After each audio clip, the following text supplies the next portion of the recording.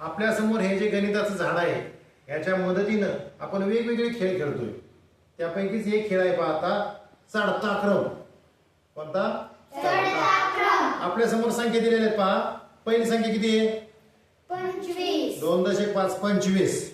दुसरी संख्या किती आहे? 9. आणि तिसरी संख्या किती दिली आपल्याला? 3.7 37. ओके.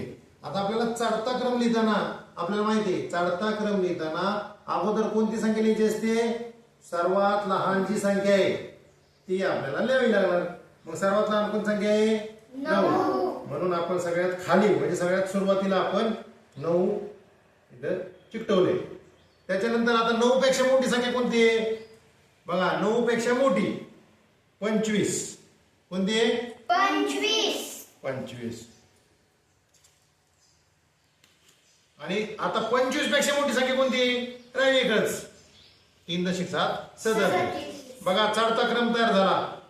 9 25 37. 9 25 37.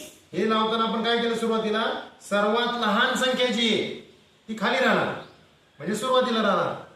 त्याच्यापेक्षा वर गेलो आपण म्हणजे वर चढलोय आपण 25. त्याच्यापेक्षा वर चढलो आपण 37. हा झाला चढता क्रम.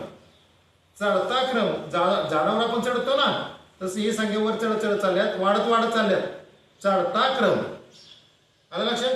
हो. या पद्धतीने खेळायचं.